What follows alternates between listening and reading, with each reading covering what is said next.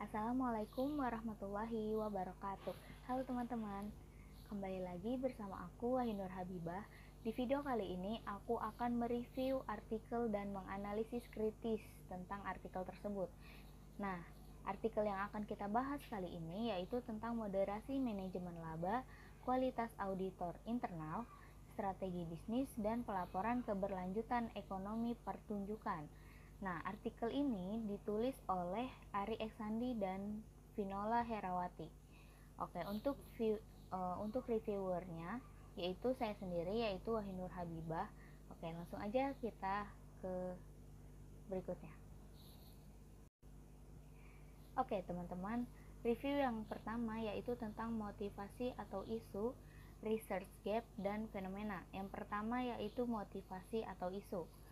Kinerja ekonomi dilihat dari perspektif pasar modal melalui return saham tahunan atau tingkat pengembalian saham atas investasi yang dilakukan oleh investor.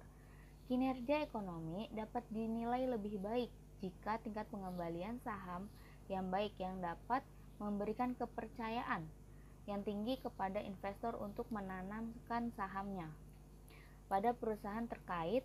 Hal ini dapat memberikan sinyal kepada calon investor untuk menginvestasikan sahamnya sehingga dapat memberikan kemudahan bagi investor. Yang kedua yaitu ada research gap. Research gap adalah sebagai internal perusahaan, maka beberapa kegiatan dalam proses audit yang dilakukan mungkin lebih berpihak pada manfaat yang diperoleh perusahaan yang memungkinkan untuk menutupi setiap kegiatan perusahaan yang tidak menguntungkan, menurut Rosnidah 2013. Strategi bisnis perusahaan mempengaruhi semua kegiatan perusahaan, karena semua kegiatan proses bisnis, kegiatan operasional, dan transaksi dilakukan dan semua keputusan bisnis dibuat oleh manajer. Harus sejalan dengan strategi bisnis, menurut Arif Tiara et al. 2013. Tingkat pengungkapan dapat memberikan keuntungan finansial bagi perusahaan. Semakin tinggi tingkat pengungkapan laporan keberlanjutan, semakin besar tingkat transparansi perusahaan akan menunjukkan peningkatan tata kelola perusahaan, menurut Pardede 2014. Yang ketiga ada fenomena. Kualitas auditor internal yang baik akan menggambarkan kinerja ekonomi dalam perusahaan. Hal ini dapat dilihat dari laporan keuangan yang telah diaudit oleh auditor independen, tidak lepas dari kontribusi auditor internal. Laporan keuangan merupakan salah satu sarana informasi untuk menilai sehat atau tidaknya suatu perusahaan. Laporan keuangan yang telah diaudit ini akan memberikan tambahan kepercayaan kepada investor dan calon investor bahwa laporan keuangan yang telah disajikan telah sesuai dengan standar yang berlaku umum. Perusahaan seharusnya tidak hanya melaporkan kondisi perusahaan dari segi keuntungan, tetapi juga dari aspek sosial dan lingkungan. Di penelitian ini ada kritik, yaitu tidak ada kritik dalam penelitian ini. Penulis sudah cukup menjelaskan motivasi atau isu, research gap, dan fenomena dengan baik. Oke, berikutnya ada artikel utama dalam penelitian. Yang pertama yaitu kinerja ekonomi dapat dinilai lebih baik jika tingkat pengembalian saham yang baik yang dapat memberikan kepercayaan yang tinggi kepada investor untuk menanamkan sahamnya sehingga dapat memberikan kemudahan bagi investor. Yang kedua ada audit internal. Audit internal adalah pemeriksaan yang dilakukan oleh auditor internal perusahaan, baik terhadap laporan keuangan dan catatan akuntansi perusahaan, serta kepatuhan terhadap kebijakan dan kepatuhan manajemen puncak yang telah ditetapkan, peraturan pemerintah, dan ketentuan ikatan profesi yang berlaku. Auditor internal melakukan kajian evaluasi dan memberikan rekomendasi secara independen dan objektif terhadap kegiatan perusahaan atau organisasi agar organisasi dapat mencapai tujuannya. menurut Agus 2014. Yang ketiga, ada kualitas audit. Kualitas audit adalah kemungkinan auditor mampu mengungkapkan dan melaporkan suatu pelanggaran dalam sistem informasi akuntansi klien. Namun, kualitas auditor internal masih menjadi sorotan karena auditor internal berada di dalam organisasi dan dibayar oleh organisasi, sehingga independen auditor internal terkadang masih diragukan. Menurut Rosnida 2013. Yang keempat, ada penelitian tentang strategi bisnis secara umum mengenai pengaruh strategi bisnis terhadap penghindaran pajak, sehingga penelitian yang dilakukan oleh Arif Tiara et al. Pada tahun 2013. Penelitian ini menggunakan dua jenis strategi bisnis, yaitu prospektor dan defender tipologi Miles and Snow pada tahun 1978. Menurut Arif Tiara et al. 2013 halaman 6. Selanjutnya ada kebaruan atau novelty dari penelitian. Adanya pengaruh antara kualitas auditor internal, strategi bisnis, dan sustainability reporting terhadap kinerja ekonomi yang dimoderisasi oleh manajemen laba pada indeks Kompas 100 perusahaan selama periode 2013 sampai 2016. Meskipun banyak studi tentang pengaruh antara kualitas auditor internal, strategi bisnis, dan sustainability reporting terhadap kinerja ekonomi yang dimoderasi oleh manajemen laba, tidak ada penelitian yang menemukan bahwa kualitas auditor internal berpengaruh positif terhadap kinerja ekonomi. Tetapi setelah dimoderasi oleh manajemen laba, kualitas auditor internal tidak berpengaruh terhadap kinerja ekonomi. Strategi bisnis berpengaruh positif terhadap kinerja ekonomi, tetapi setelah dimoderasi oleh manajemen laba, strategi bisnis berpengaruh negatif terhadap kinerja ekonomi. Sustainability reporting tidak berpengaruh terhadap economic performance, tetapi setelah dimodernisasi oleh earning management, sustainability reporting tidak berpengaruh terhadap economic performance. Dan return on asset sebagai kontrol variabel dan berpengaruh positif terhadap economic performance. Untuk review kali ini saya memiliki kritik, yaitu tidak ada kritik untuk penelitian ini. Penulis sudah cukup menjelaskan novelty penelitiannya secara jelas pada bagian abstraksi.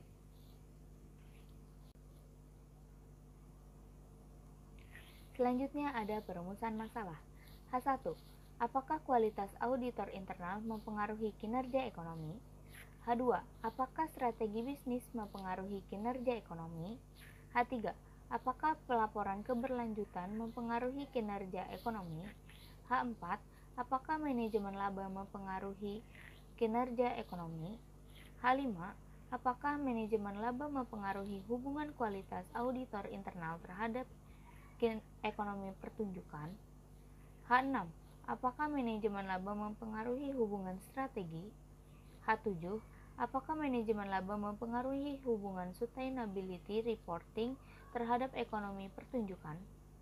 Pada perumusan masalah ini terdapat kritik, peneliti tidak menjelaskan perumusan masalah dengan jelas. Perumusan masalah hanya tersirat secara implisit. Seharusnya perumusan masalah dijelaskan pada bagian latar belakang penelitian. Rumusan masalah yang disajikan di atas merupakan hasil penelaahan dari reviewer, merujuk pada hipotesis dalam penelitian ini. Berikutnya terdapat tujuan penelitian. Untuk mengetahui pengaruh kualitas auditor internal, strategi bisnis, dan sustainability reporting terhadap kinerja ekonomi yang dimoderasi oleh manajemen laba secara parsial pada indeks Kompas 100 perusahaan selama periode 2013 sampai 2016. Nah, terdapat kritik pada tujuan penelitian, yaitu peneliti hanya menjelaskan tujuan penelitian pada bagian abstrak. Selain itu, bahasa yang disajikan kurang sistematis dari segi redaksional. Berikutnya ada kontribusi dari penelitian. Yang pertama yaitu tentang strategi bisnis. Secara umum, mengenai pengaruh strategi bisnis terhadap penghindaran dengan menggunakan dua jenis strategi bisnis, yaitu prospektor dan defender tipologi, yang memiliki arah yang sangat berbeda dalam meningkatkan kinerja ekonomi suatu perusahaan.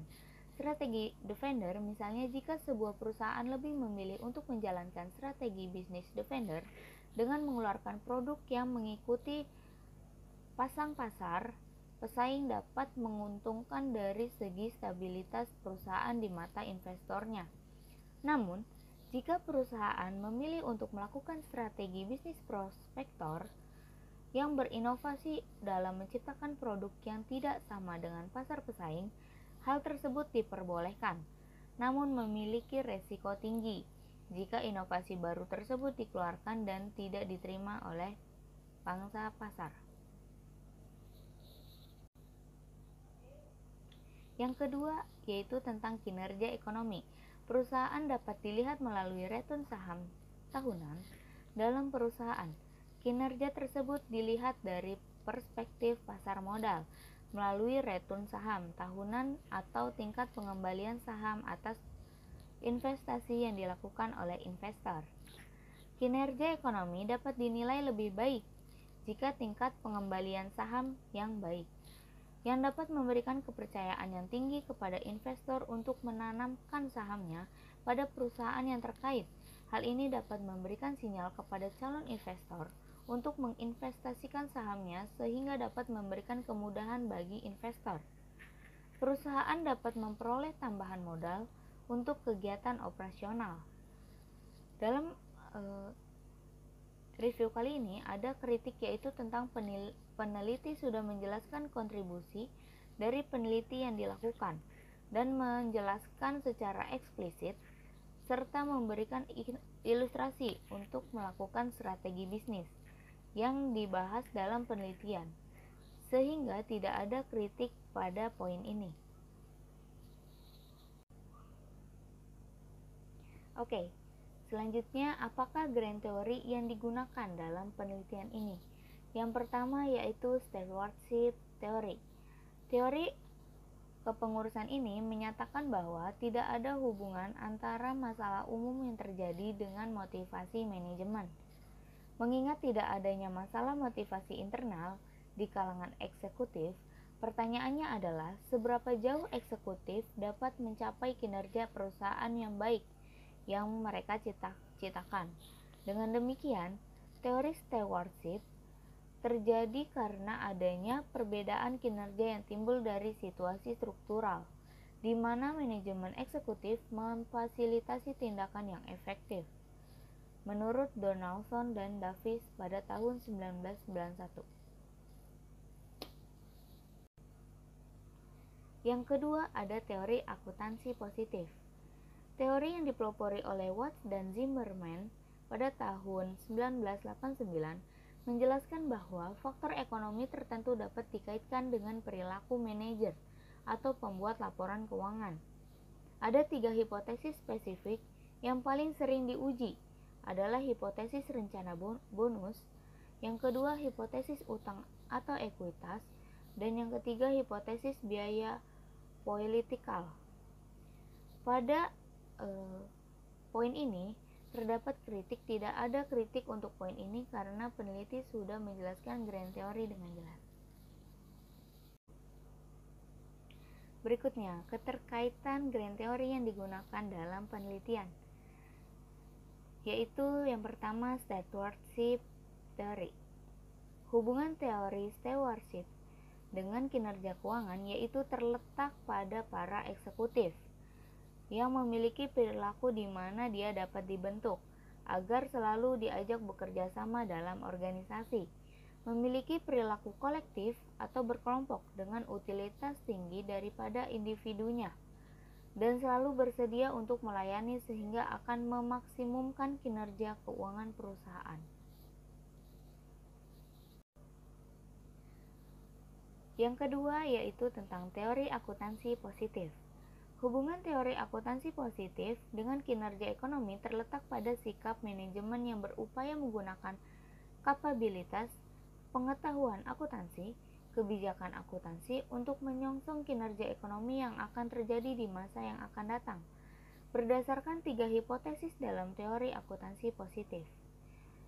Terdapat kritik, yaitu peneliti hanya menjelaskan satu teori yang memiliki keterkaitan dengan peneliti, yaitu teori akuntansi positif, sedangkan teori penata layanan atau stewardship theory digambarkan secara implisit. Oke, teman-teman, di sini terdapat gambar kerangka konseptual. Pada poin ini, tidak ada kritik. Untuk poin ini, peneliti sudah jelas dalam menjelaskan keterkaitan seluruh variabel Y dengan variabel X, controlling variable, serta moderating variable.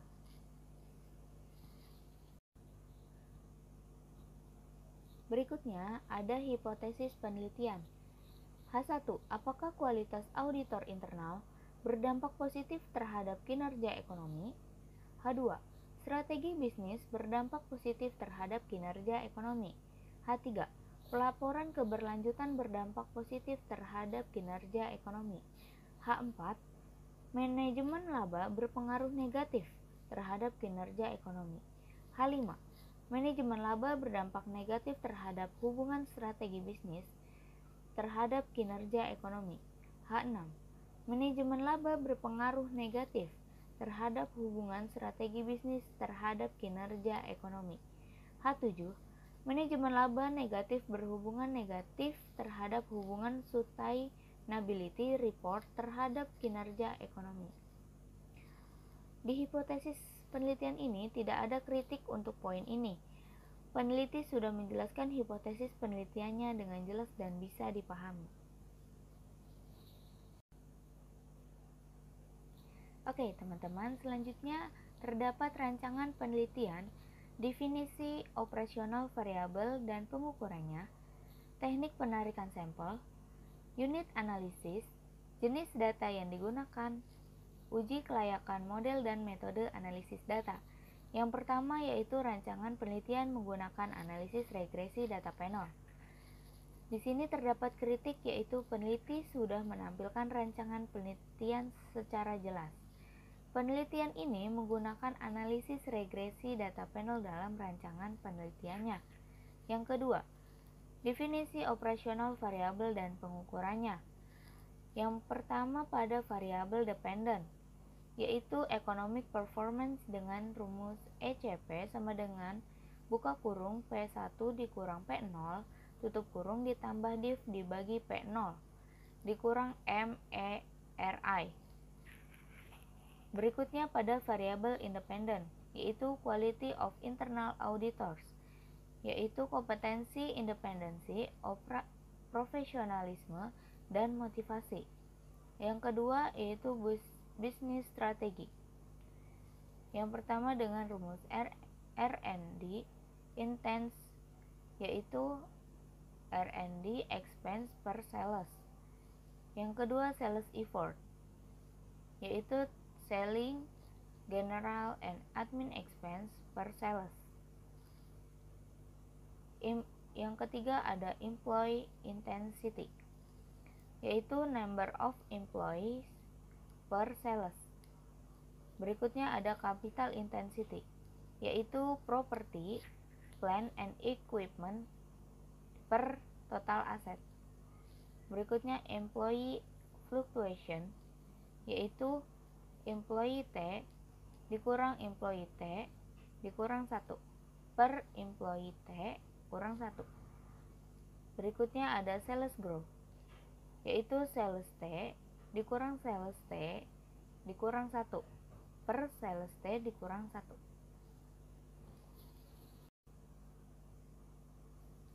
Berikutnya ada sustainability reporting, yaitu Sustainability Reporting Disclosure Index atau SRDI. Memiliki rumus N per K. Berikutnya ada earning management, seperti di gambar berikut ini. Selanjutnya ada rumus return on asset atau ROA, sama dengan laba setelah pajak dibagi total aset. Pada penelitian ini, terdapat kritik, yaitu peneliti sudah jelas dalam menampilkan definisi operasional variabel dan pengukuran yang digunakan. Oke, berikutnya ada teknik penarikan sampel. Teknik pengambilan sampel yang digunakan adalah non-probability sampling dengan metode purposive sampling. Sampel dalam penelitian ini adalah perusahaan indeks Kompas 100 yang terdaftar di Bursa Efek Indonesia. Periode peneliti mencakup data tahun 2013 hingga 2016. Pada poin ini terdapat kritik, yaitu peneliti kurang jelas dengan menjelaskan penarikan sampel secara eksplisit. Seharusnya peneliti menjelaskan kriteria pengambilan penelitian dengan menyebutkan kriteria penarikan sampel. Berikutnya ada unit analisis. Perusahaan indeks Kompas 100 yang terdaftar di Bursa Efek Indonesia dipilih 9 perusahaan sebagai sampel. Periode peneliti ini mencakup data tahun 2013 hingga 2016. Pada poin ini tidak ada kritik karena peneliti sudah jelas dalam menampilkan unit analisis secara implisit.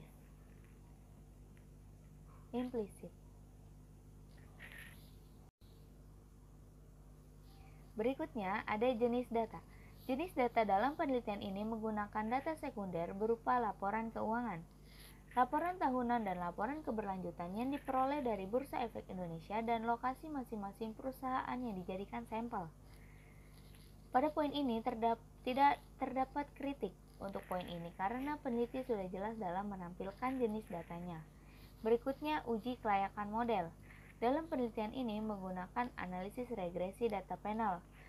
Tidak ada kritik untuk poin ini karena peneliti sudah cukup jelas dalam menampilkan uji kelayakan model, mulai dari analisis statistik deskriptif, estimasi regresi data panel, pemilihan model regresi, uji kelayakan model, uji koefisien determinasi, uji hipotesis, dan analisis model regresi data panel. Oke, selanjutnya terdaftar ada 4 tabel. Yang pertama yaitu tabel 1, uji kelayakan model.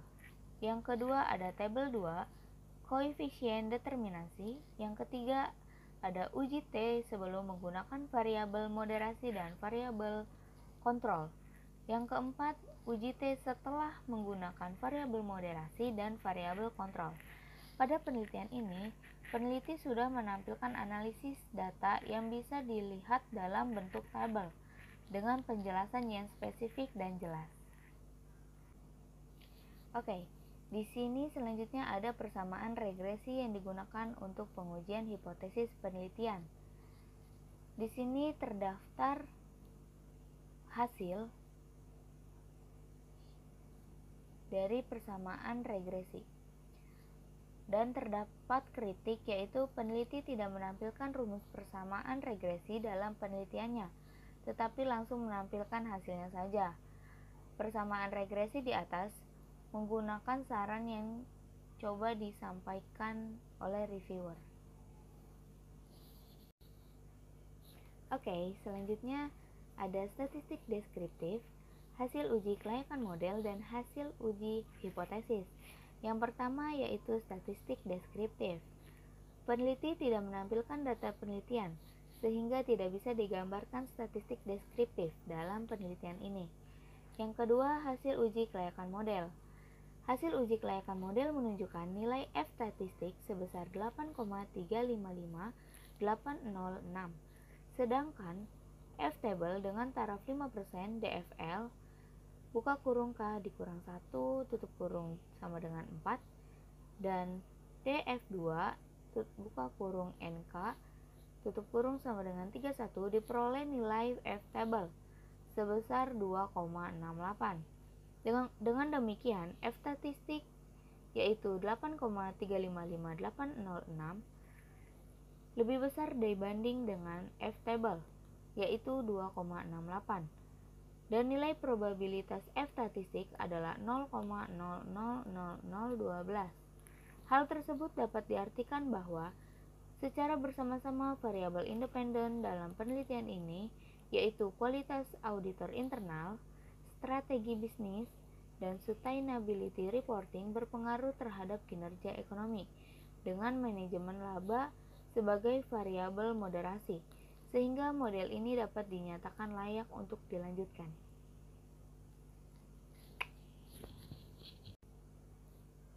Oke, berikutnya terdapat hasil uji hipotesis sebelum menggunakan variabel moderasi dan variabel kontrol. Di sini terdapat tabel. Berdasarkan hasil uji hipotesis di atas, menunjukkan bahwa variabel IAQ memiliki pengaruh terhadap kinerja ekonomi, sedangkan pada variabel BS tidak memiliki pengaruh terhadap kinerja ekonomi, dan variabel SR tidak memiliki pengaruh terhadap kinerja ekonomi. Pengaruhnya terhadap kinerja ekonomi. Berikutnya ada hasil uji hipotesis setelah menggunakan variabel moderasi dan variabel kontrol. Yang pertama, nilai probabilitas AQ sebesar 0,0000 lebih kecil dibanding 0,05, sehingga dapat disimpulkan bahwa variabel kualitas auditor internal dalam penelitian ini berpengaruh positif terhadap kinerja ekonomi atau IP. Dengan demikian, H1 dalam penelitian ini diterima. Yang kedua, nilai probabilitas BS sebesar 0,0014 lebih kecil dibanding 0,05, sehingga dapat disimpulkan bahwa variabel strategi bisnis dalam penelitian ini berpengaruh positif terhadap kinerja ekonomi atau IP. Dengan demikian, H2 dalam penelitian ini diterima. Yang ketiga, ada nilai probabilitas SR sebesar 0,6789 lebih besar dibanding 0,05, sehingga dapat disimpulkan bahwa variabel sustainability reporting dalam penelitian ini tidak berpengaruh terhadap kinerja ekonomi. Dengan demikian, H3 dalam penelitian ini ditolak. H4, nilai probabilitas IM sebesar 0,7862 lebih besar dibanding 0,05, sehingga dapat disimpulkan bahwa variabel manajemen laba dalam penelitian ini berpengaruh positif terhadap kinerja ekonomi. Dengan demikian, H4 dalam penelitian ini ditolak.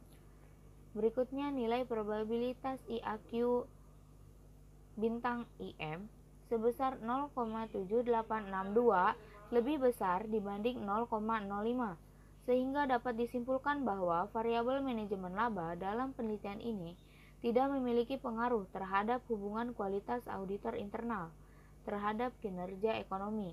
Dengan demikian, H5 dalam penelitian ini ditolak.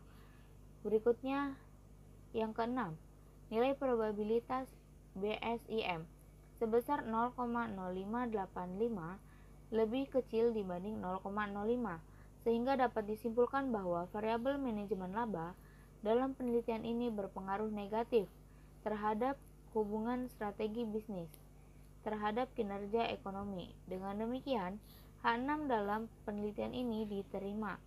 Yang ketujuh, nilai probabilitas SRIM sebesar 0,5171 lebih besar dibanding 0,05, sehingga dapat disimpulkan bahwa variabel manajemen laba dalam penelitian ini tidak memiliki pengaruh terhadap hubungan sustainability report terhadap kinerja ekonomi atau IP.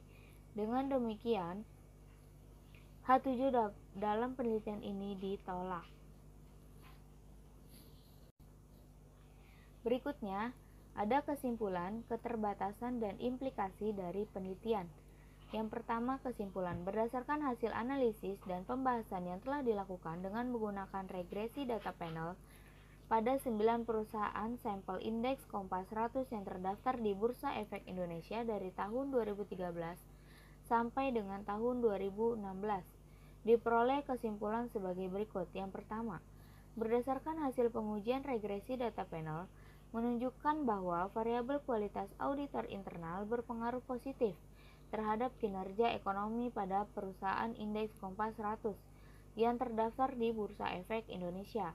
Yang kedua, hasil uji regresi data panel menunjukkan bahwa variabel strategi bisnis berpengaruh positif terhadap kinerja ekonomi pada perusahaan indeks Kompas 100 yang terdaftar di Bursa Efek Indonesia. Yang ketiga, hasil pengujian regression data panel menunjukkan bahwa variabel Sustainability reporting tidak berpengaruh terhadap kinerja ekonomi pada perusahaan indeks Kompas 100 yang terdaftar di Bursa Efek Indonesia. Hasil uji regresi data panel menunjukkan bahwa variabel manajemen laba berpengaruh positif terhadap kinerja ekonomi pada perusahaan indeks Kompas 100 yang terdaftar di Bursa Efek Indonesia. Yang kelima, hasil uji regresi data panel menunjukkan bahwa variabel manajemen laba memoderasi hubungan kualitas auditor internal terhadap kinerja ekonomi dan tidak berpengaruh terhadap perusahaan indeks Kompas 100 yang terdaftar di Bursa Efek Indonesia. Yang keenam, hasil uji regresi data panel menunjukkan bahwa variabel manajemen laba yang memoderasi strategi bisnis terhadap kinerja ekonomi berpengaruh negatif terhadap perusahaan indeks Kompas 100 yang terdaftar di Bursa Efek Indonesia. Yang ketujuh, hasil uji regresi data panel menunjukkan bahwa variabel manajemen laba memoderasi sustainability reporting terhadap kinerja ekonomi, tetapi hasilnya tidak berpengaruh pada perusahaan indeks Kompas 100 yang terdaftar di Bursa Efek Indonesia. Di sini tidak ada kritik untuk poin ini karena peliti sudah menyajikan kesimpulan secara redaksional yang bertujuan menjawab rumusan masalah penelitiannya. Berikutnya, keterbatasan yang terdapat di dalam penelitian ini sebagai berikut. Yang pertama, sampel penelitian ini hanya meneliti perusahaan yang berada pada indeks Kompas 100, sehingga penelitian ini tidak dapat digeneralisasikan. Yang kedua, sampel penelitian ini meneliti perusahaan yang mempublikasikan sustainability report atau laporan keberlanjutan, sehingga sangat sedikit perusahaan yang mempublikasikan yang mengakibatkan sampel perusahaan kecil. Yang ketiga, masih banyak perusahaan yang mempublikasikan laporan keuangan dalam mata uang asing seperti USD. Yang keempat, adanya perusahaan yang tidak membagikan dividen menyebabkan sampel perusahaan terbatas. Di dalam poin ini tidak ada kritik karena peneliti sudah cukup menjelaskan keterbatasan di dalam melakukan penelitiannya. Oke, selanjutnya yang terakhir yaitu implikasi. Di dalam penelitian ini tidak terdapat implikasi, hanya terdapat kritik, yaitu peneliti tidak menjelaskan apa implikasi dari penelitian. Seharusnya peneliti menjelaskan hasil penelitiannya sebagai masukan untuk perusahaan. Oke teman-teman, sekian review dari saya untuk artikel ini. Kurang lebihnya mohon maaf. Billahi taufik wa hidayah. Wassalamualaikum warahmatullahi wabarakatuh.